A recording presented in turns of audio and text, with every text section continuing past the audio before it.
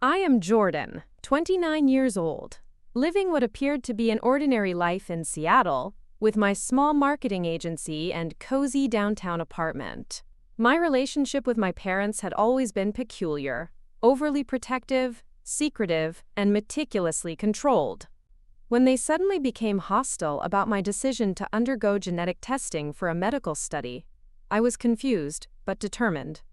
Looking back, I should have questioned everything sooner. The moment my lawyer placed the sealed psychiatric records on the conference table, my existence shattered.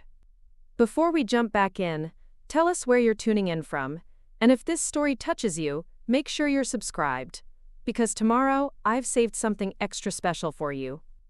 Growing up as the only daughter of Raymond and Veronica Chen was like navigating a labyrinth blindfolded. From the outside, we appeared to be the model Asian American family. Dad was a respected neurosurgeon at Seattle Presbyterian. Mom ran her successful interior design firm, and I was their academically gifted daughter, who they guided through advanced classes and prestigious extracurriculars. But behind our contemporary Craftsman home's doors, there was an atmosphere of constant surveillance and unexplained restrictions that I couldn't make sense of. I remember when I was 12, I experienced my first major anxiety attack during a piano recital. My fingers froze over the keys, my chest constricted, and the room began to spin. Instead of comfort afterward, my parents were furious. "You're being dramatic," my mother hissed as she gripped my arm in the parking lot. "We've told you about managing yourself better." That night, I overheard them arguing about medication adjustments and keeping things stable. When I asked what medications they meant, since I only took vitamins, they exchanged that look, the one I'd grown to recognize as their silent communication about things I wasn't permitted to know. By middle school, I began noticing patterns. Every 6 months, they'd schedule what they called preventative checkups with Dr. Winters, whom I was told was a special physician for academically gifted children. These appointments always followed the same routine. I'd sit in a room answering questions about my thoughts and feelings while completing unusual puzzles and memory tests. Afterward, I was given a vitamin injection that often left me groggy for days. "It's to support your exceptional brain," my father would explain with clinical detachment. Many successful people receive similar treatments. My parents controlled every aspect of my routine with military precision. My meals were prepared with specific proportions. My sleep schedule was non-negotiable. In bed by 9:30, awake by 6:15, even on weekends. Physical activity was mandated for exactly 47 minutes daily, no more, no less. "Your body chemistry is delicate," they'd explain when I questioned these rigid structures.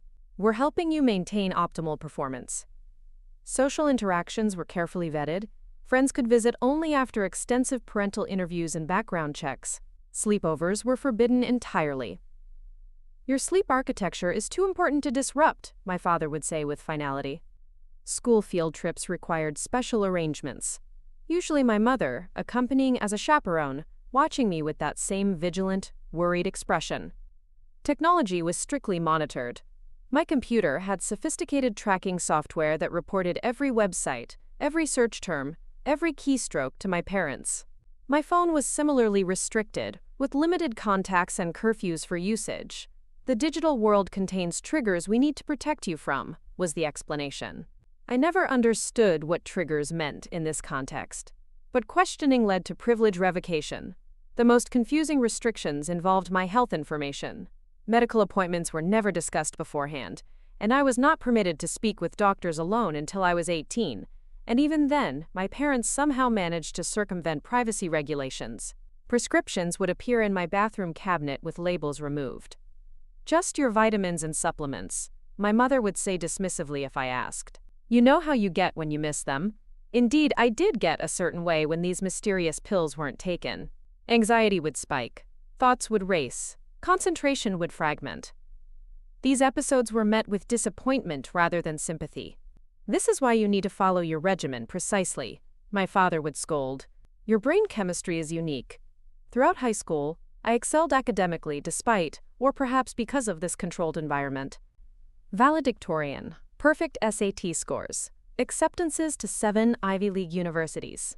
My parents attended every award ceremony, Every recognition, their faces showing pride, but also something else. Relief, perhaps? As if each achievement validated some hypothesis they'd been testing. During my senior year, I experienced what my parents later referred to as the incident. After 3 nights of minimal sleep while completing college applications, I found myself unable to stop speaking, thoughts pouring out in a torrent of connections and ideas that even I recognized as unusual. Colors seemed brighter, sounds more textured. I felt simultaneously exhilarated and terrified by my racing mind. My parents reacted with alarming speed and efficiency. Within hours, I was at Dr. Winter's office, receiving an injection that sent me into a deep sleep. I awoke 36 hours later in my bedroom, groggy and confused. "You had a stress reaction to application pressure," my mother explained, her voice tight. "Dr. Winters has adjusted your supplements. You'll feel balanced again soon." When I asked to speak with Dr. Winters directly about what had happened, my request was firmly denied. "He's explained everything to us already," my father said. "Too much discussion about these episodes can actually make them more likely to recur. Let's focus on moving forward." College at MIT was my first taste of independence, though my parents fought hard against my decision to attend. They had lobbied aggressively for Stanford, where my father had connections in the medical faculty. "Your health management would be so much simpler there," they argued. But I stood firm, sensing that 3,000 miles of separation might provide answers I couldn't find under their watchful eyes. Preparing and narrating this story took us a lot of time, so if you are enjoying it, subscribe to our channel. It means a lot to us. Now back to the story. They insisted on setting up my apartment themselves, installing what they called air quality monitors in every room. These devices, I later discovered, contained cameras and microphones. They established a relationship with a Dr. Evans near campus, who would provide my, quote, preventative care. They created a meal delivery service that sent precisely portioned food twice weekly. And they scheduled daily check-in calls that became increasingly difficult to endure. "Have you taken your supplements today?" my mother would ask each evening. "Are you maintaining your sleep schedule?" My father would follow. "Any unusual thoughts or sensations to report?" They would both wait expectantly. It was during my sophomore year that I met Dr. Alexandra Torres, a psychology professor whose cognitive science course changed everything. Her lectures on neuroplasticity and the impact of environment on brain development resonated deeply. During office hours, I found myself cautiously sharing vague aspects of my upbringing. "Jordan," she said after listening intently, "what you're describing sounds less like protective parenting and more like a controlled clinical environment. Have you ever considered the possibility that you've been part of some kind of long-term medical protocol?" Her words sent a chill through me. It articulated a suspicion that had been forming at the edges of my consciousness, that my life wasn't just strictly regulated, but was somehow experimental, that I was being treated for something without my knowledge or consent. Dr. Torres became my cautious ally. Under her guidance, I began a careful investigation.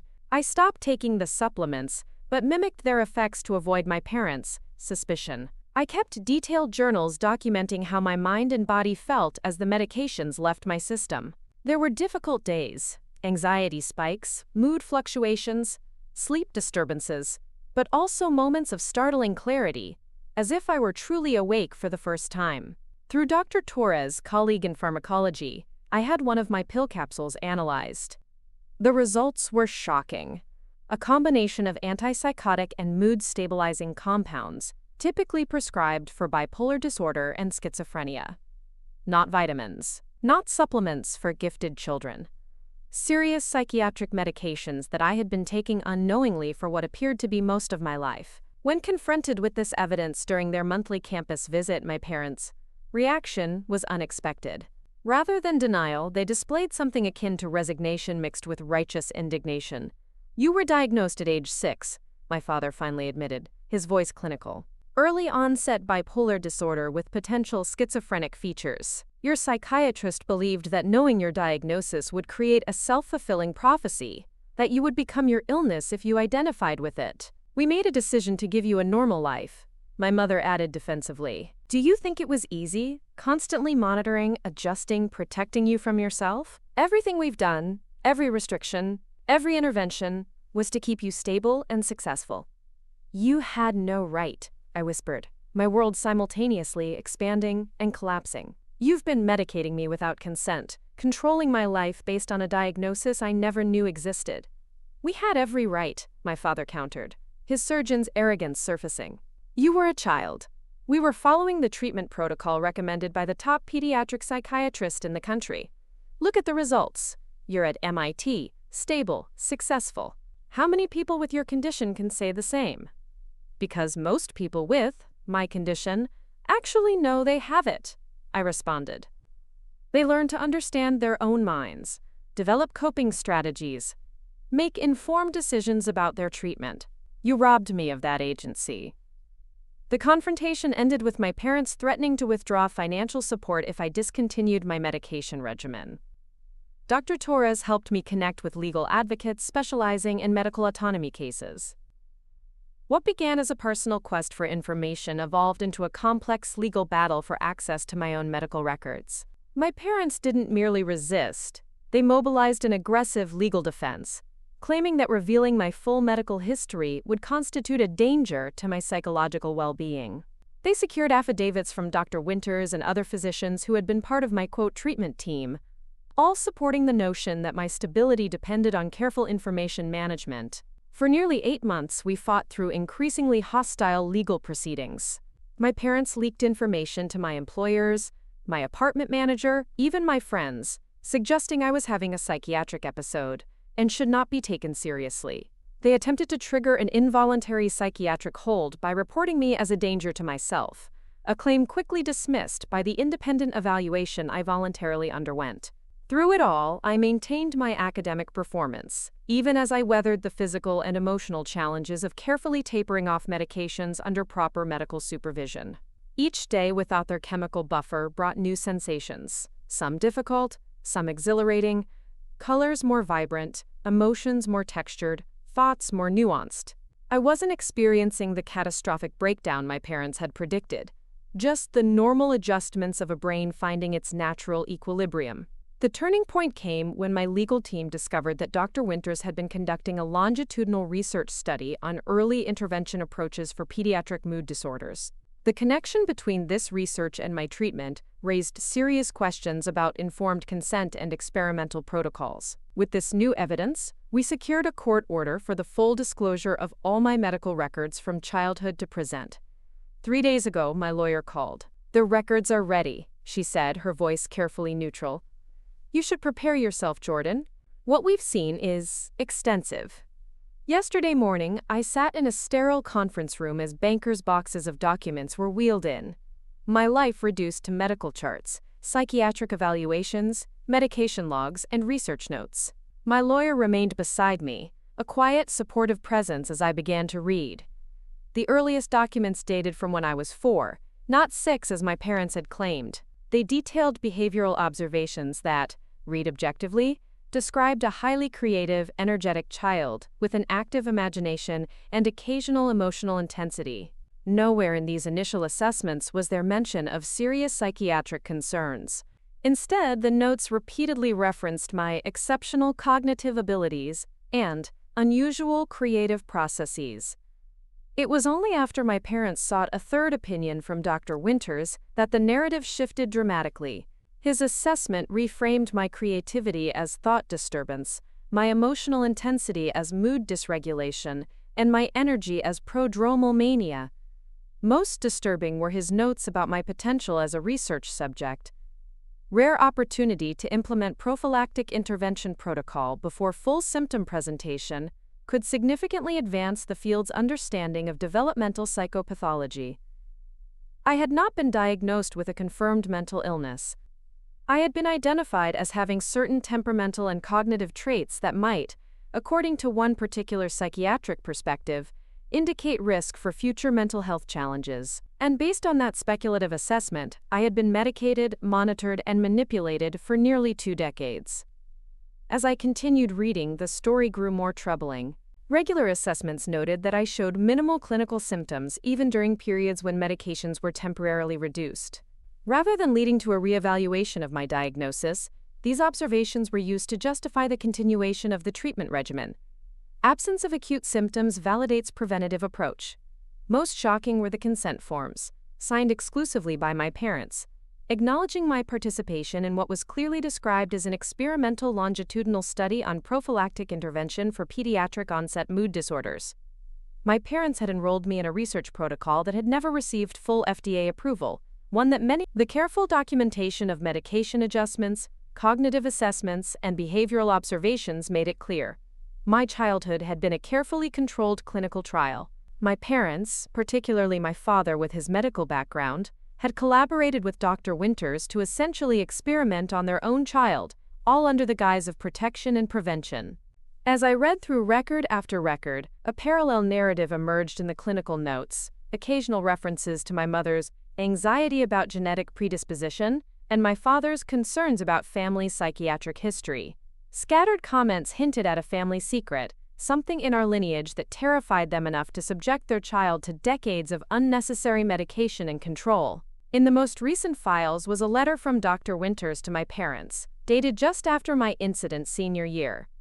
While Jordan's presentation during the recent episode had some features that might superficially resemble hypomania, I believe it's more accurately characterized as an adaptive stress response in a highly creative individual. After 14 years of prophylactic treatment, we have yet to observe clear evidence of the condition we've been treating. It may be appropriate to consider whether our initial assessment was overly cautious and begin discussing transition strategies. My parents had ignored this recommendation. Instead, they intensified the medication regimen and surveillance as I prepared for college. I left the conference room 7 hours later, documents in hand. My reality fundamentally altered. The narrative I had been given about my special brain chemistry was partially true, but not because I had a mental illness. Rather, I had been a long-term test subject in an experimental protocol designed to prevent a condition I might never have developed. Today, sitting in my apartment surrounded by these records, the clinical documentation of my stolen autonomy, I am experiencing a complex mix of emotions. Rage at the violation, grief for the authentic experiences I was denied, relief at finally understanding the inexplicable restrictions that shaped my development, and beneath it all, a tentative hope about discovering who I truly am without chemical interference. If you're watching this, please understand, I'm not sharing this story for sympathy or sensation. I'm sharing it because somewhere, someone else might be living under similar manipulations. Medicalized control disguised as protection, research disguised as treatment, fear disguised as love. Tomorrow, I meet with the medical ethics board that's reviewing my case. Dr. Winters, research has been suspended pending investigation. My parents face potential legal consequences for their participation in experimental treatment without proper consent protocols. But those developments feel secondary to my personal reckoning. For 29 years, I've been told a story about my brain that wasn't true. I've been medicated for a condition I was merely at theoretical risk for developing. I've had my personality, my creativity, my emotional range chemically modulated based on someone else's fear of what I might become. The most painful realization is understanding what motivated my parents. Through therapy and careful reading between the lines of clinical notes, I've pieced together the family secret. My father's brother, an uncle I was told had died in an accident before I was born, had actually lived with severe bipolar disorder and died by suicide in his early 20s. My father, the brilliant neurosurgeon, had been unable to save his own brother, and that trauma transformed into a determination to save me from a similar fate, even if it meant sacrificing my authentic development. Fear can be a more dangerous inheritance than any genetic predisposition.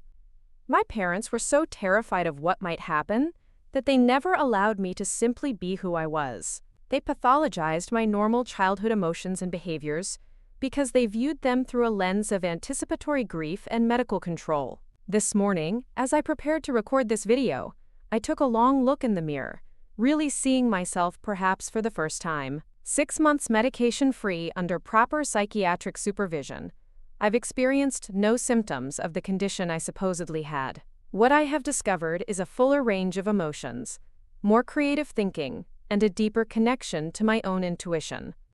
I don't know who I would have been without 2 decades of unnecessary medication. That version of Jordan is lost to me forever. But I can discover who I am now, and that journey, while frightening and sometimes overwhelming, feels more authentic than anything I've previously experienced. If this story resonates with you, if you've had your narrative controlled by others, if you've been denied information about your own mind or body, know that reclaiming your story is possible. It's not easy, and the truth may be painful, but living authentically is worth the struggle. The court case continues, with implications that extend beyond my personal situation to questions about research ethics, informed consent, and the boundaries of parental authority in medical decision-making. My parents remain convinced they acted out of love and protection. In their minds, they saved me from a genetic destiny by any means necessary. Perhaps the most difficult truth I'm learning to accept is that their love, however misguided, was real. They did what they thought would protect me, filtered through their own trauma and fear. This doesn't excuse their actions, but helps me understand them. Breaking free doesn't mean rejecting that love entirely, but reclaiming the authority to define myself beyond their fears. As I continue this journey of rediscovery, I'm documenting every step, not just for my own processing, but to create a record for others who might find themselves questioning the narratives they've been given about their minds, their conditions, their limitations. Sometimes the most controlling forces in our lives are the stories we're told about who we are and what we're capable of becoming. Today, I am writing a new story, not one of victimhood or resentment, but of reclamation and discovery.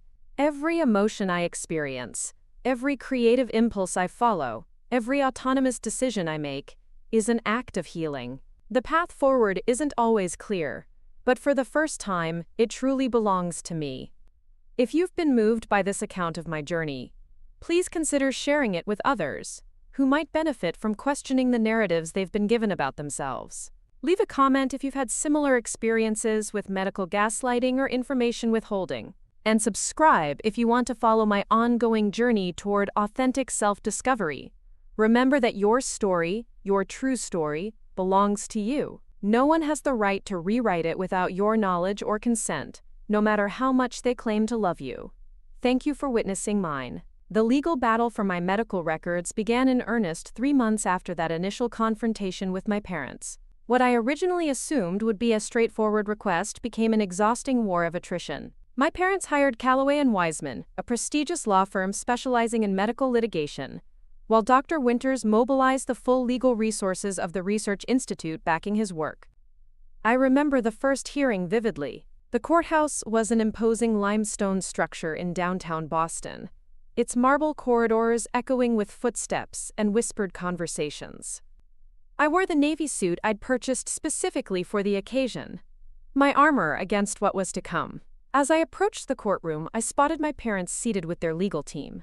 My mother's eyes were red-rimmed, but her posture remained rigid. My father stared straight ahead, his surgeon's hands clasped tightly on the table before him. "Jordan," my attorney Eliza Matthews whispered as we took our seats, "remember that regardless of what's said today, this is about your fundamental right to your own medical information. Stay focused on that." I nodded, trying to calm my racing heart. When the judge entered, a stern-faced woman with silver-streaked hair, the proceedings began with clinical efficiency. My parents, attorney, a silver-haired man with practiced gravitas, presented their argument first. "Your Honor, Raymond and Veronica Chen have dedicated their lives to ensuring their daughter received the best possible care for her condition. The treatment protocol developed by Dr. Winters represented cutting-edge preventative psychiatry. Revealing the complete medical history to Ms. Chen at this juncture could destabilize her condition and undo decades of careful medical management." The judge peered over her glasses. "Are you suggesting that an adult woman has no right to her own medical records? We're suggesting that in extraordinary cases where knowledge itself presents a clear danger to the patient, the court must balance autonomy against safety." Dr. Winters' affidavit clearly states that full disclosure could trigger the very condition the treatment has successfully prevented. When my attorney rose to speak, her voice was measured but forceful. "Your Honor, my client was subjected to powerful psychiatric medications for most of her life without her knowledge or consent. She was enrolled in an experimental research protocol that many in the psychiatric community consider ethically questionable. She has a fundamental right to understand what was done to her body and why. The notion that truth itself is harmful is the cornerstone of every form of manipulation and control." As the legal arguments continued, I felt strangely detached, as if watching a play about someone else's life. These strangers in their formal attire were debating whether I had the right to know my own story. The unreality of the situation struck me with sudden force. How had my desire for basic information about myself become this complex legal battle? The judge's initial ruling was a partial victory. She ordered limited disclosure of my recent adult records, but reserved judgment on my childhood documentation, pending expert testimony on the potential psychological impact of disclosure. Outside the courtroom, my mother attempted to approach me. "Jordan, please," she said, reaching toward me. "You don't understand what you're doing. We only wanted to protect you." I stepped back, maintaining distance. "If that were true, you would tell me what I need protecting from." "It's not that simple," my father interjected. "Your condition." "Is it my condition?" I interrupted. "Or your research opportunity?" His face hardened. "That's unfair. Everything we've done has been for your benefit." "Then why am I learning about it from court documents instead of from you?" The encounter ended there, but the battle intensified. Over the following weeks, my parents escalated their efforts beyond the courtroom. They contacted my academic advisor, expressing grave concerns about my mental stability. They reached out to my roommate, suggesting she watch for warning signs. They even attempted to access my current medical records by claiming a family emergency. Each intrusion reinforced my determination. This wasn't merely about discovering my diagnosis anymore. It was about establishing boundaries that should have existed all along. During this period, Dr. Torres remained my steadfast supporter, helping me navigate both the legal process and my own emotional responses. "What you're experiencing," she explained during one of our sessions, "is a form of institutional gaslighting. When powerful systems, family, medical, legal, unite to question your reality and right to information, it creates profound psychological disorientation. Sometimes I wonder if I am being irrational," I admitted. "What if they're right about disclosure being harmful? Jordan, consider this.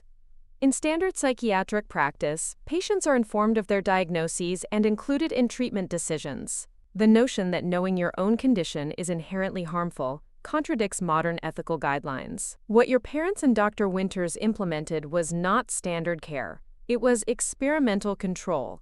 As the legal proceedings dragged on, I continued my careful medication tapering under proper supervision. The process was challenging. My body had grown dependent on the chemical regulators it had received for over 2 decades. There were difficult days of anxiety spikes, sleep disruption, and emotional volatility. But there were also moments of startling clarity and connection that I had never experienced before. Colors seemed more vivid. Music evoked deeper emotional responses. My thinking became more creative, making unexpected connections that benefited my academic work. Most significantly, I began to recognize and trust my own emotional responses, rather than pathologizing them as symptoms to be suppressed. The breakthrough in my case came unexpectedly. A nurse who had worked with Dr. Winters during my early treatment years contacted my attorney. Margaret Lawson had recently been diagnosed with terminal cancer and felt compelled to set things right before her time ended. Her deposition changed everything. "I assisted Dr. Winters with the Chen case from 2000 to 2008, she stated. "I had ethical concerns from the beginning. Jordan Chen did not present with clear diagnostic criteria for the conditions being treated. The intervention was explicitly experimental, based on a theory of pre-symptomatic treatment that had not been validated through proper clinical trials," she continued, her voice growing stronger despite her frail appearance. Dr. Chen, Jordan's father, was not merely a parent following medical advice. He was an active collaborator in developing the treatment protocol. He co-authored several papers with Dr. Winters using anonymized data from his daughter's case. There was a clear conflict of interest that was never properly disclosed or managed. Most damning was her revelation about consent. The research protocol required annual review and reconsent. I personally witnessed Dr. Winters backdating consent forms without proper parental review. When I raised concerns about the ethics of treating a child who showed minimal clinical symptoms with powerful psychotropic medications, I was removed from the case and transferred to a different department. This testimony transformed the legal landscape. The judge ordered immediate and complete disclosure of all my medical records. Additionally, she referred the case to the Medical Ethics Board and the Institutional Review Board that had supposedly overseen Dr. Winter's research. The day my complete records arrived was both vindicating and devastating. Sitting in my attorney's office, I opened the first of many folders containing the documented manipulation of my development. The earliest evaluations described a bright, creative child with an active imagination and emotional intensity. Nothing pathological, just a highly sensitive, intelligent young girl. The shift in narrative occurred when Dr. Winters entered the picture, reframing my normal childhood behaviors through a lens of pathology and risk. Subject displays cognitive patterns consistent with pre-symptomatic bipolar prodrome, one early assessment stated. Early intervention may prevent full manifestation of the disorder. Most disturbing were the medication logs, detailed records of dosage adjustments, based not on actual symptoms, but on theoretical risk factors and research hypotheses. Notes documented the effects of these medications on my developing brain. Subject shows decreased creative output, but improved focus on structured tasks. And emotional range appears appropriately modulated following dosage increase. They had been systematically dampening my emotional and creative capacities in service of a predetermined notion of stability. My development had been chemically engineered to fit their definition of normal. As I continued reading, another narrative emerged in the clinical notes. My parents, motivation, references to family psychiatric history and genetic concerns appeared repeatedly. Notes from a session with my parents quoted my father saying, "I've seen where this path leads if left untreated. I won't watch another family member destroyed by this condition." The mystery of my unknown uncle, my father's brother, took clearer shape.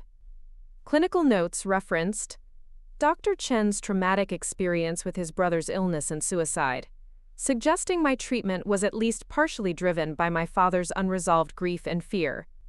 I found myself on the floor of the office, records scattered around me, weeping not just for myself but for my father, a man so traumatized by his brother's suffering that he would subject his daughter to decades of unnecessary medication to prevent a similar fate.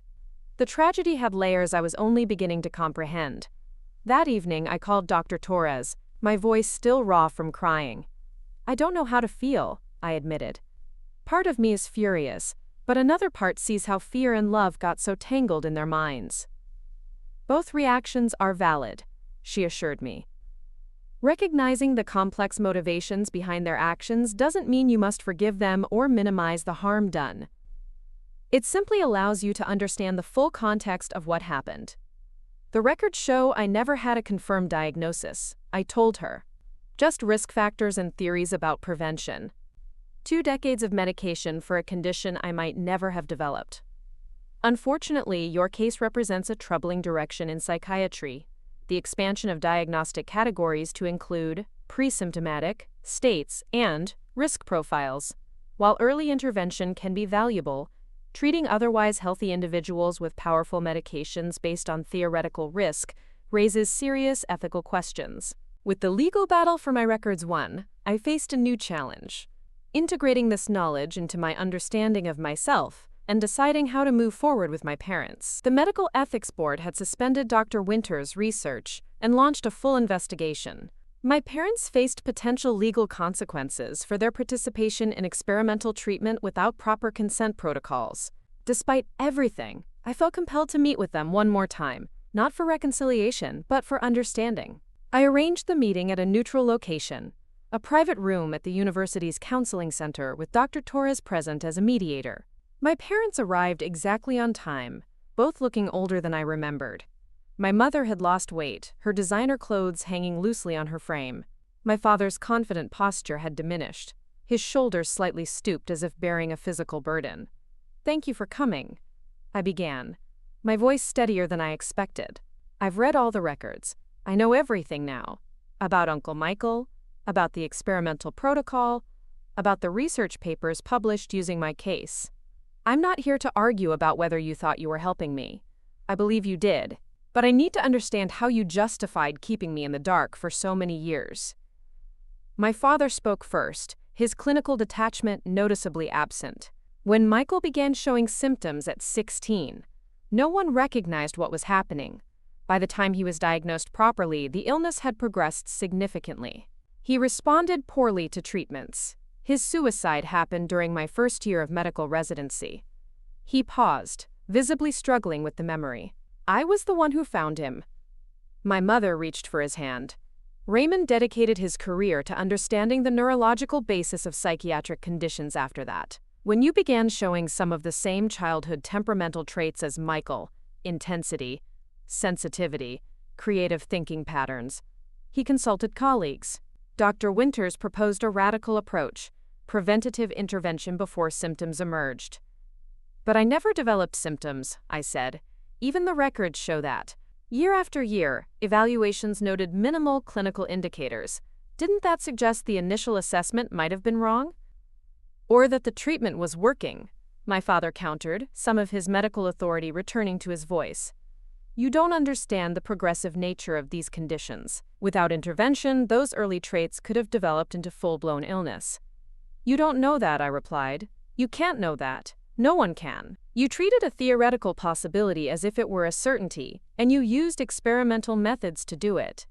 We were terrified, my mother admitted, tears forming. After watching what happened to Michael, the possibility of losing you the same way was unbearable. Dr. Winters offered hope, a way to potentially prevent the suffering before it began. And the decision not to tell me? To manipulate and monitor me instead of helping me understand my own mind? My father looked down at his hands. Dr. Winters believed that labeling a child with a psychiatric diagnosis could create a self-fulfilling prophecy, that knowing would somehow accelerate the development of the condition. His protocol explicitly recommended against disclosure. That's not standard psychiatric practice, Dr. Torres interjected gently. Most contemporary approaches emphasize transparency and patient education, even with children. This wasn't a standard case, my father insisted. We were pioneers in preventative psychiatry. I was your daughter, I said quietly. Not your research subject. Not a case. Your child. The silence that followed held the weight of 20 years of miscommunication and missed connections. What happens now? My mother finally asked, her voice small. I don't know, I answered honestly. I'm still discovering who I am without the chemical buffer you insisted upon. I'm learning to trust my emotions rather than fear them. I'm figuring out what parts of my personality are truly mine versus products of the medication. That process doesn't leave much space for rebuilding our relationship right now. The medications were helping you, my father insisted, though with less conviction than before. You're taking a significant risk by discontinuing them. I'm working with qualified psychiatrists who actually share their assessments with me, I replied. They found no evidence of the conditions you were supposedly treating. The risk was in medicating me unnecessarily for all those years, not in carefully tapering off under proper supervision. As the meeting concluded, my mother attempted to embrace me. I stepped back, not ready for that physical connection. I hope someday you'll understand we only wanted to protect you, she whispered. I do understand that, I replied. What I need you to understand is that protection without respect for autonomy isn't protection at all. It's control.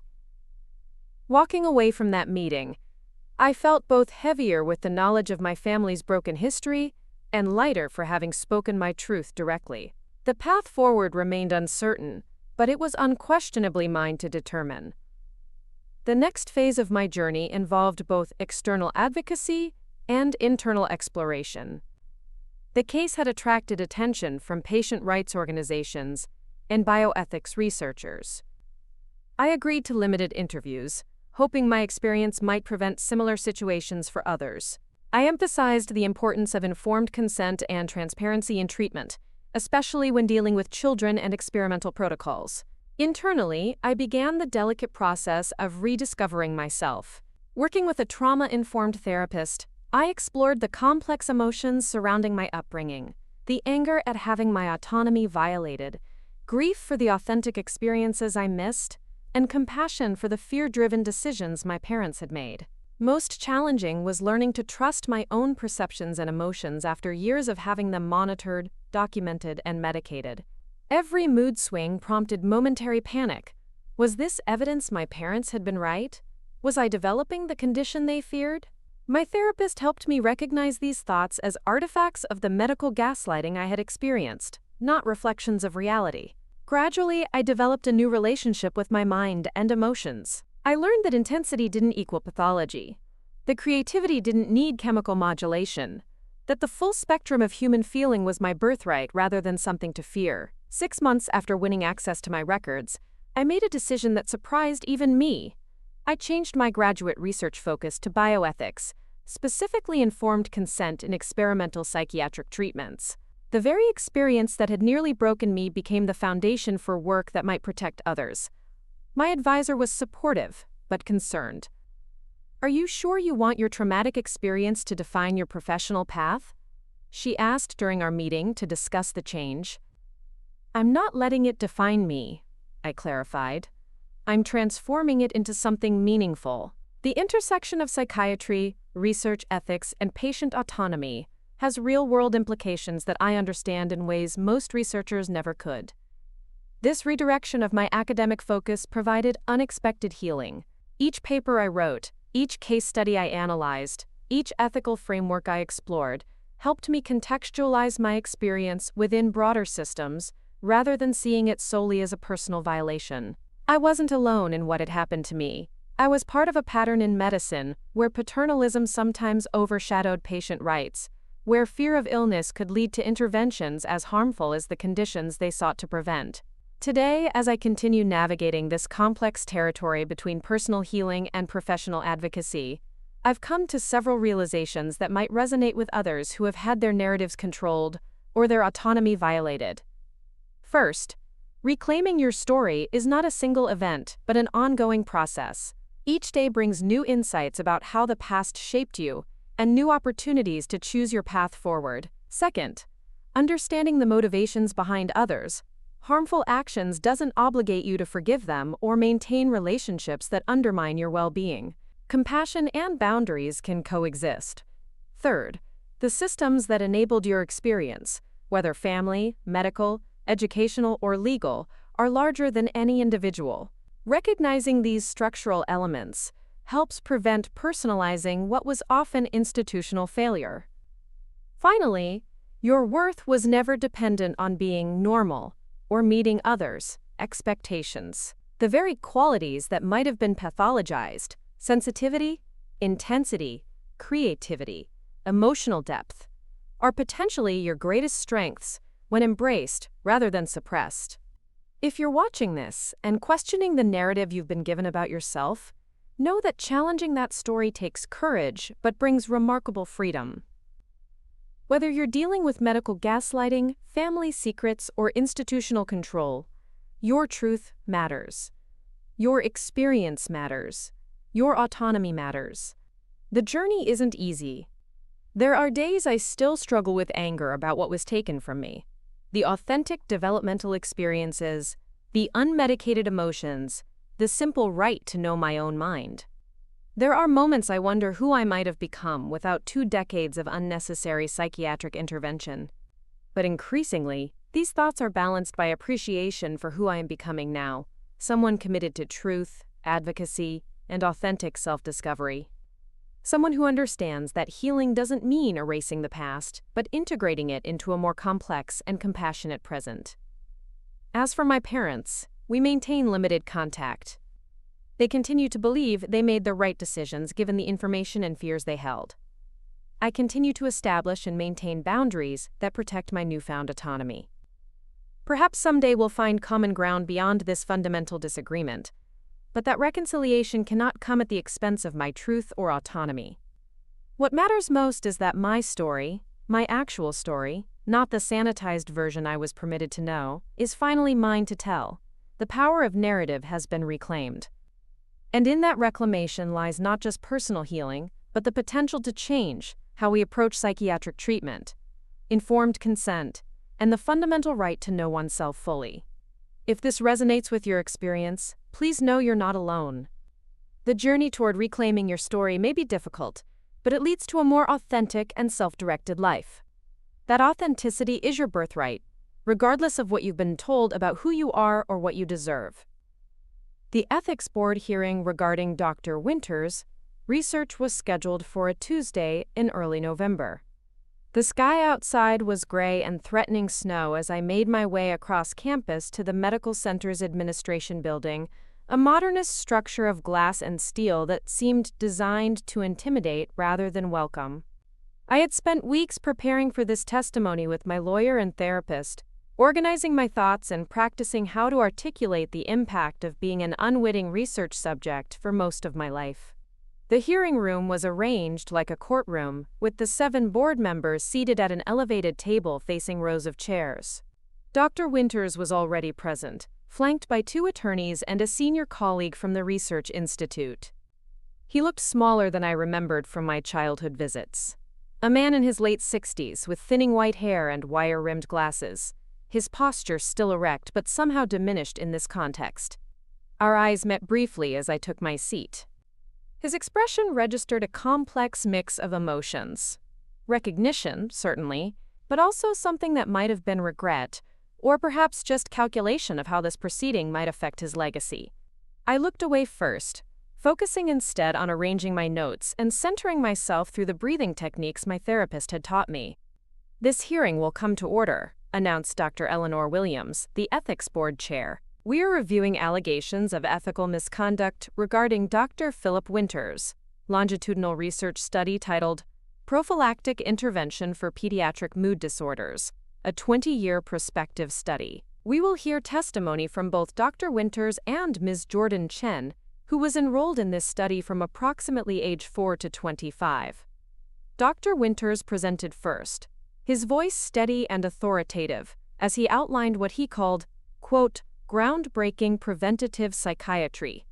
He described how traditional approaches waited until full symptom presentation before intervention, often after significant neurological changes had already occurred. His protocol, he explained, identified high-risk individuals based on genetic factors, temperamental traits, and family history, implementing early medication regimens to potentially prevent disorder development. The Chen case represented a perfect research opportunity, he stated, as if discussing a particularly interesting laboratory specimen rather than a human child. A subject with significant genetic loading for bipolar disorder, displaying early temperamental indicators, with a parent in the medical field who could ensure protocol adherence. The results speak for themselves. Ms. Chen completed her education with honors, maintains stable employment, and has had no psychiatric hospitalizations. And regarding the issue of informed consent, Dr. Williams prompted.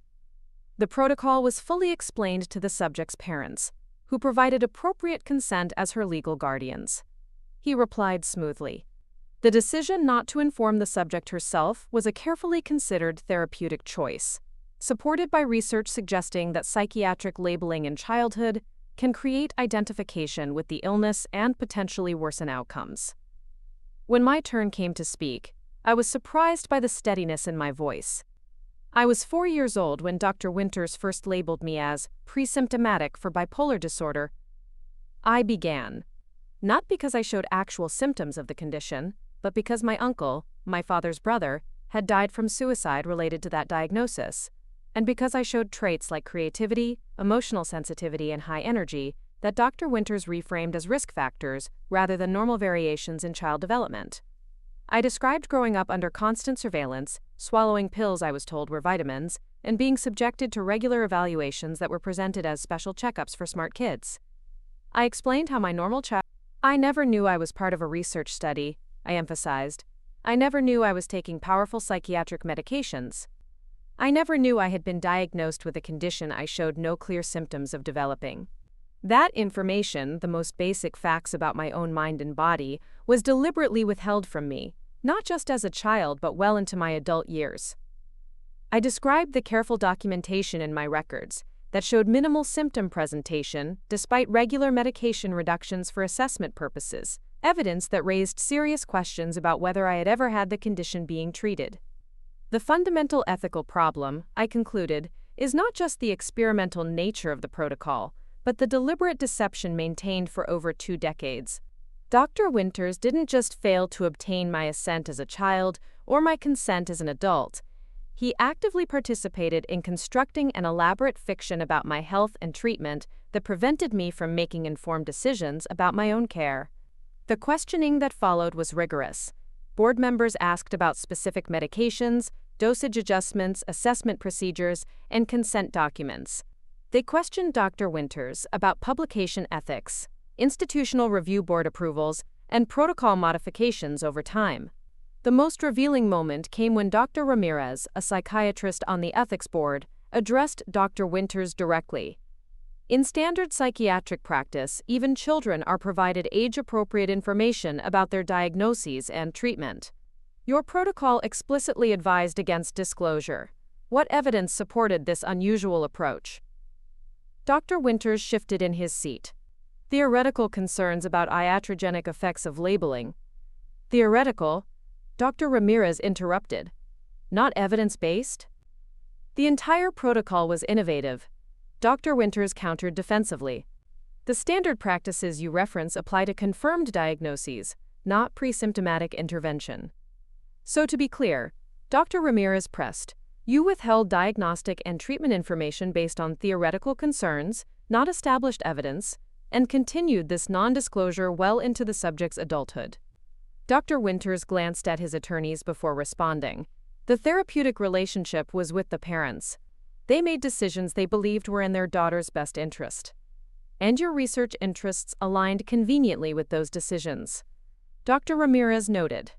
As the hearing continued, I observed Dr. Winters' gradual transformation from confident researcher to defensive practitioner. The carefully constructed justifications for his protocol began to unravel under scrutiny from peers who clearly found his methods questionable at best and potentially exploitative at worst. The ethics board's decision came 3 weeks later.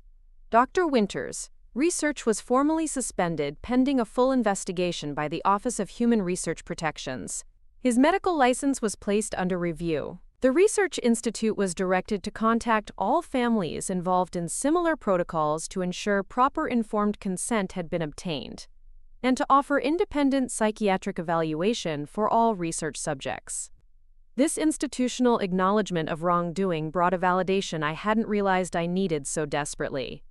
It wasn't just my perception or interpretation. Objective medical authorities had examined the evidence and found the treatment I'd received ethically unacceptable. The aftermath of the hearing created ripples throughout the psychiatric research community. Articles appeared in medical journals debating the ethics of pre-symptomatic intervention and the boundaries of parental consent for pediatric research. My case became a reference point in bioethics discussions about informed consent and patient autonomy. More personally, the hearing represented a pivotal moment in my journey toward authentic selfhood. Standing before that panel of medical authorities and speaking my truth, despite Dr. Winters' attempts to reframe my experience as a success story, marked a reclamation of narrative power that had been denied me for most of my life. The week after the ethics board released their findings, I received an unexpected email from someone named Elise Takahashi. The subject line read simply, I was patient 7 in Winters' study. We met at a quiet cafe near campus. Elise was a few years older than me, an environmental engineer with quick movements and intense eyes. She had been enrolled in Dr. Winters' protocol at age 6, after her older sister was diagnosed with schizophrenia. I found out when I was 19, she explained, stirring her coffee absently. I had a new psychiatrist for college who questioned why I was on such high doses of antipsychotics with no documented psychotic symptoms. When I said they were for preventative health, he looked at me like I'd grown a second head. Her story paralleled mine in disturbing ways. The medications presented as special vitamins, the regular cognitive assessments framed as checkups for smart kids, the elaborate monitoring system implemented by worried parents. Like me, she had never developed the condition she was being treated for, though in her case the medications had caused significant side effects, including metabolic issues and persistent tremors. When I read about your case, it was like someone had turned on a light in a room I'd been sitting in for years, she said. I wasn't crazy. I wasn't imagining that something wrong had happened to me. Elise connected me with an online group of former pediatric psychiatric research subjects, people who had participated in various experimental protocols, often without their knowledge or full understanding. Some had been properly diagnosed with conditions requiring treatment, but had been enrolled in experimental approaches without adequate consent. Others, like Elise and me, had been treated for conditions they were merely at theoretical risk for developing. What struck me most about these stories was a common thread of reclamation. Regardless of their particular circumstances, each person described a journey toward taking ownership of their narrative and medical decisions. They weren't defined by victimhood, but by their determination to transform traumatic experiences into meaningful growth and advocacy. Miranda, a former research subject in a different study, had become a patient advocate helping others navigate complex medical systems. Kenji had created an app that allowed patients to record and store their medical information independently, ensuring they maintained access to their own health data. Rebecca had become a bioethics researcher studying the power dynamics in physician-patient relationships. These connections provided a community I hadn't known I needed. People who understood the specific trauma of having one's medical narrative controlled and manipulated.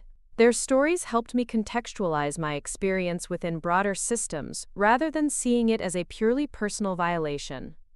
My own path forward began to crystallize. The legal proceedings against my parents and Dr. Winters would continue, but I couldn't build a meaningful future on foundations of anger and litigation alone. I needed to channel these experiences into something constructive, both for my healing and for potential systemic change. I approached Dr. Torres with a proposal to collaborate on research, examining the long-term psychological impacts of undisclosed psychiatric treatment in childhood. Her expertise in developmental psychology combined with my first-hand experience could create a powerful framework for understanding these effects and developing better approaches to pediatric psychiatric care. It won't be easy, she cautioned during our planning meeting. Studying your own trauma requires maintaining both personal connection and scholarly distance simultaneously. I know, I acknowledged. But who better to articulate these impacts than someone who's lived them? Most research on psychiatric treatment outcomes focuses on symptom reduction rather than the experiential realities of patients, especially when those treatments were implemented without their knowledge. Our research design emerged over weeks of careful planning. We would conduct in-depth interviews with adults who had discovered they received psychiatric treatment as children without their knowledge, examining impacts on identity formation, medical trust, family relationships, and emotional self-regulation. The study would incorporate both quantitative measures and qualitative narrative analysis, honoring the complexity of these experiences. Concurrently, I continued my own healing journey. Working with my therapist, I explored the layers of impact from years of unnecessary medication and surveillance. The process wasn't linear. Some days brought clarity and empowerment, others regression into anger or grief. I learned to recognize these fluctuations, not as evidence of pathology, but as natural responses to processing complex trauma. Most challenging was developing an authentic relationship with my own emotions after years of chemical modulation.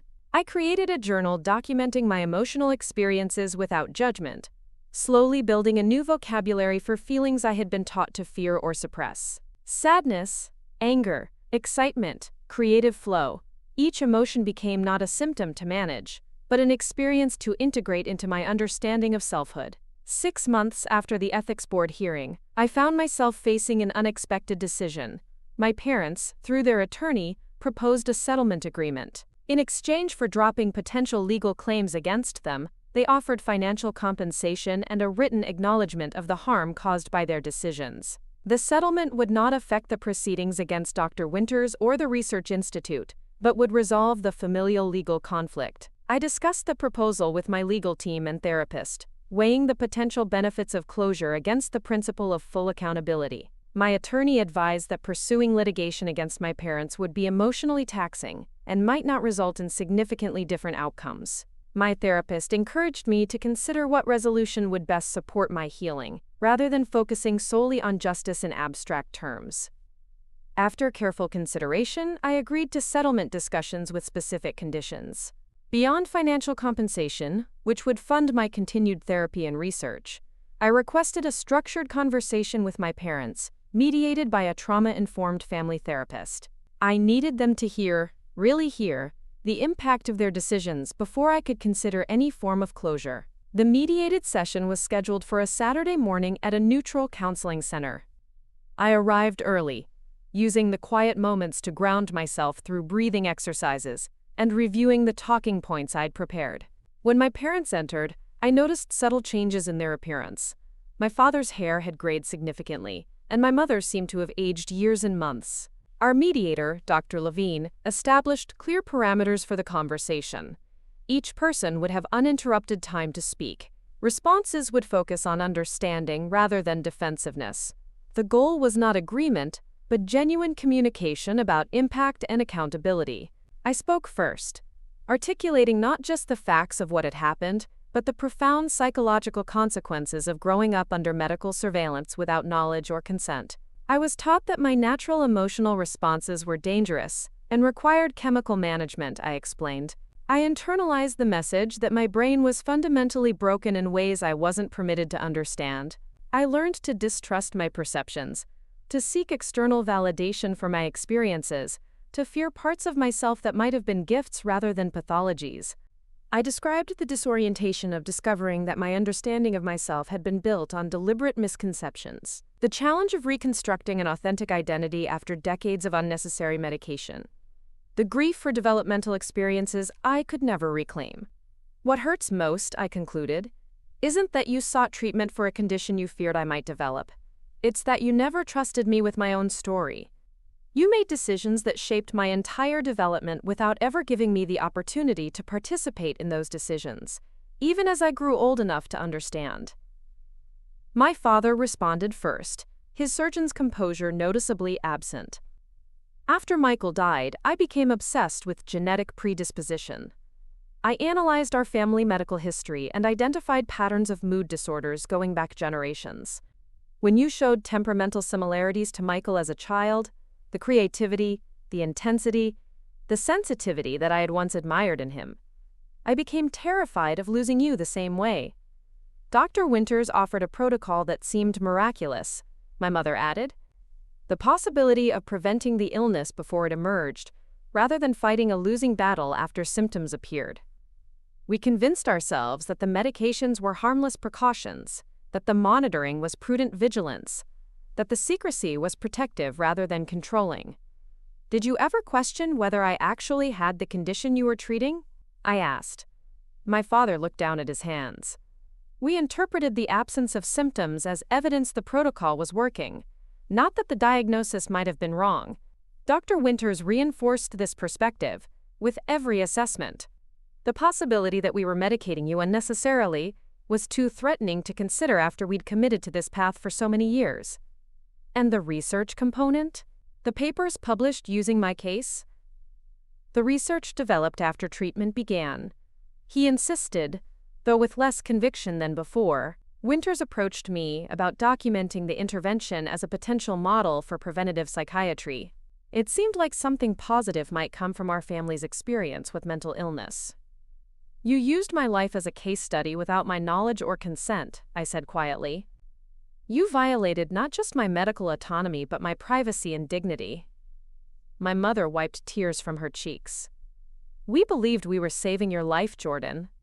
Everything else, the research, the monitoring, the control, stemmed from that central fear of losing you to the same illness that took Michael. We couldn't bear the thought of failing another person we loved. The conversation continued for nearly 3 hours, exploring the complex intersection of fear, love, medical authority, and parental power. There were moments of genuine connection amidst the difficult truths, acknowledgments of harm without defensive justification, expressions of regret that felt authentic rather than strategic. By session's end, we had reached a different kind of understanding, not reconciliation or forgiveness, but a clearer recognition of how trauma had cascaded through generations of our family. My father's unresolved grief over his brother had shaped his approach to parenting. His medical training had provided tools for control rather than healing. My mother's trust in her husband's expertise had overridden her instincts about what her child needed. The formal settlement was finalized the following week. Beyond financial considerations, It included provisions for continued family therapy if all parties consented, full disclosure of any remaining medical information, and my parents' agreement to participate in a case study for my research on a voluntary basis. This resolution brought neither neat closure nor complete healing, but it created space for a new chapter. The legal battles could recede, allowing energy to flow toward research, advocacy, and authentic living, rather than remaining focused on past violations. As winter gave way to spring, my collaboration with Dr. Torres progressed from planning to implementation. Our study received ethical approval and funding, allowing us to begin recruiting participants and conducting preliminary interviews. The research provided both intellectual engagement and emotional processing, a way to transform personal trauma into systemic understanding that might benefit others. Concurrently, I continued medication-free under appropriate psychiatric supervision, experiencing both challenges and discoveries. There were difficult days of emotional intensity that might once have been labeled as symptoms, but which I now recognized as normal responses to stress, growth, and change.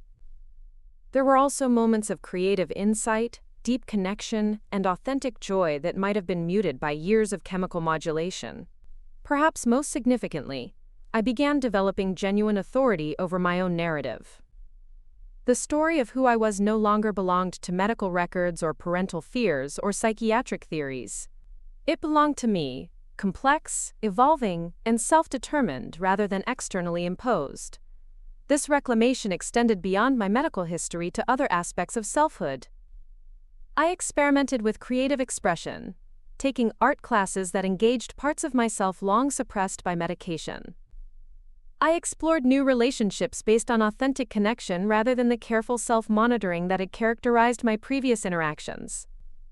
I made decisions based on internal values rather than external expectations, sometimes surprising myself with the paths I chose. One particularly meaningful development came through connecting with Michael's friends, the uncle I had never known but whose legacy had so profoundly shaped my life. Through social media searches, I located 3 people who had been close to him during college. 2 responded to my careful inquiries, sharing memories and perspectives that provided a fuller picture of the man behind the cautionary tale. Michael wasn't just his illness, his former roommate explained during our video call. He was brilliant, hilarious, fiercely loyal. Yes, he struggled with bipolar disorder, but that was only one aspect of a complex, wonderful person. The tragedy wasn't just that he died young, but that the mental health system of that era failed him so completely. These conversations helped me understand my father's trauma more deeply, while also reclaiming my uncle from the simplified narrative of genetic warning sign. Michael became a real person in my understanding, someone who had lived and loved and created before his struggles overcame him, not merely a medical case study or family tragedy. As I approach the 1-year anniversary of discovering my medical history, I find myself reflecting on the nature of healing and growth after fundamental betrayal. This journey has not been about erasing the past or denying its impacts, but about integrating these experiences into a more authentic and self-directed life. The greatest challenge has been learning to trust, not just others but myself. When your perceptions have been systematically invalidated and your emotional responses pathologized, developing confidence in your own experience requires conscious, ongoing effort. Each time I honor my feelings without questioning their legitimacy, each time I make a decision without seeking external validation, I reclaim a piece of authority that was taken from me. If you're watching this and questioning the narrative you've been given about yourself, whether by family, medical authorities, educational systems, or cultural messages, know that reclaiming your story begins with a simple but revolutionary act: believing your own experience. Your perceptions matter. Your feelings are valid information, not symptoms to be suppressed. Your autonomy deserves respect, even when others claim to know what's best for you. The path toward authentic selfhood isn't easy, especially when systems of power have labeled and limited you. There will be resistance from those invested in maintaining control. There will be moments of self-doubt when external voices seem more credible than your internal knowing. There will be grief for the self-directed experiences you were denied. But there will also be discoveries. facets of yourself emerging like flowers after long dormancy, strengths you never knew you possessed, connections based on authenticity rather than performance or compliance. There will be the profound liberation of making choices aligned with your values rather than others. Expectations. There will be the quiet power of standing in your truth, even when others refuse to acknowledge it. My story continues to unfold, as does my understanding of its meaning and implications.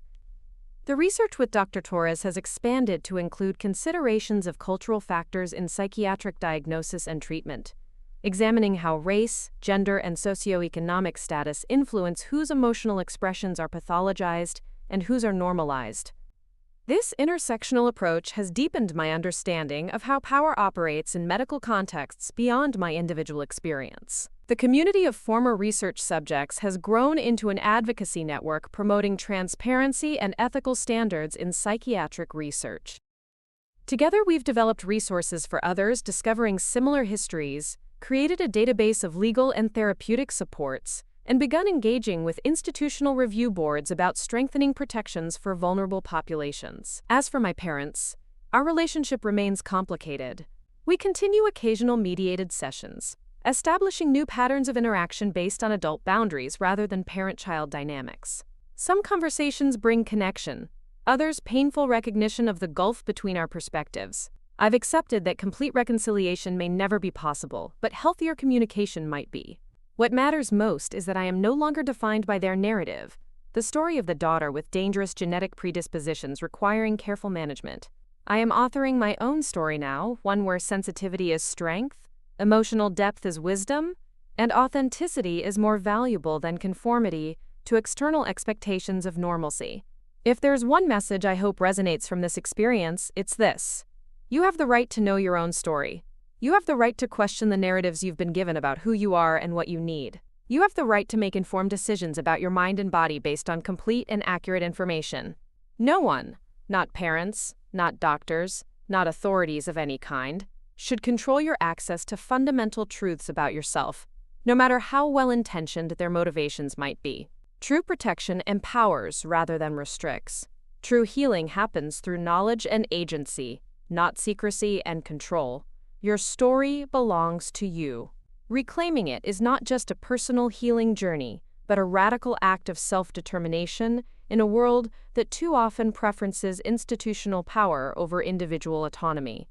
That reclamation begins with believing yourself worthy of truth, agency, and authentic self-discovery, a belief I hope my journey helps strengthen in anyone questioning the narratives they've been given about who they are and what they deserve. 18 months after discovering my medical history, I found myself standing before an audience of medical students, patient advocates, and bioethics researchers at the National Conference on Patient Autonomy in Chicago. The large auditorium was filled to capacity, faces illuminated by the soft glow of the presentation screen behind me. My heart raced as I prepared to share the findings from our research project, a study that had grown from my personal trauma into something with potential to create meaningful systemic change. The title of our presentation is Invisible Interventions: Long-Term Psychological Impacts of Undisclosed Psychiatric Treatment in Childhood. I began, my voice steady despite my nerves. Over the past year, Dr. Torres and I have interviewed 47 adults who discovered they received psychiatric treatment as children, without their knowledge or appropriate consent. Today, we'll share what we've learned about the patterns of harm that emerge from these experiences, and more importantly, the pathways toward healing and reform. As I presented our findings, the shattered trust in medical institutions, the disrupted identity development, the complex grief for developmental experiences never experienced authentically, I watched understanding dawn on many faces. Medical students leaned forward, taking notes with furrowed brows. Psychiatric professionals exchanged concerned glances. Patient advocates nodded in recognition of dynamics they had witnessed firsthand. The most consistent finding across our interviews, I explained, advancing to a slide showing a particularly powerful quote, was the profound disruption to self-trust.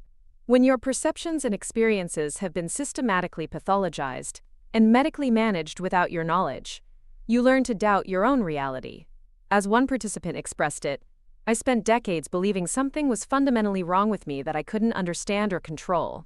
Learning the truth was devastating, but it also explained why I never felt like my emotions were truly mine. My reclamation journey had been personal but never solitary. I thought about how differently this conference would have felt a year earlier, when my wounds were fresher and my anger more raw. The healing hadn't come from forgetting or minimizing what had happened, but from integrating those experiences into a more complex understanding of myself and the systems that had shaped me. The next morning brought another significant milestone. My paper on patient autonomy in psychiatric research had been accepted for publication in the Journal of Medical Ethics, my first major academic publication as lead author.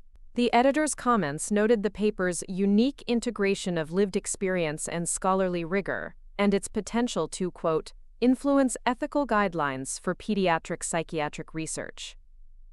As I prepared to return home, I received a message from Elise, who had become both friend and collaborator in our advocacy work. Check your email. Big news about Winter's case.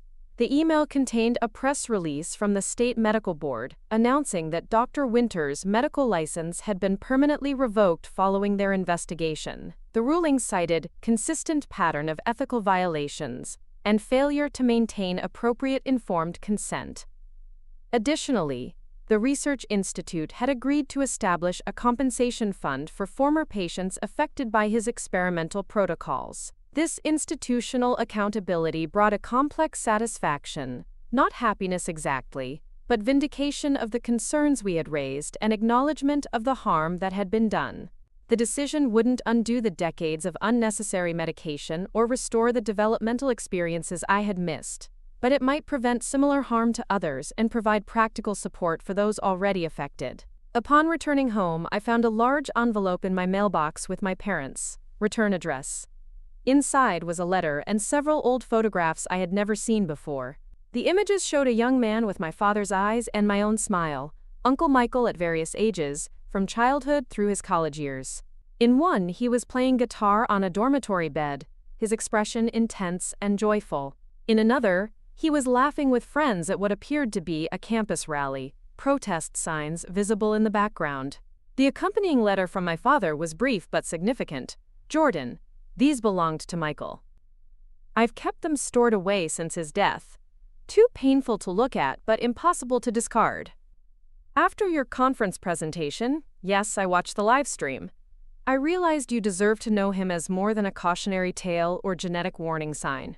He was brilliant, creative, passionate about justice, qualities I see in you that I once feared, but now recognize as gifts rather than danger signs. His illness was only one aspect of a complex, remarkable person. I robbed you of knowing him truly, just as I robbed you of knowing yourself fully.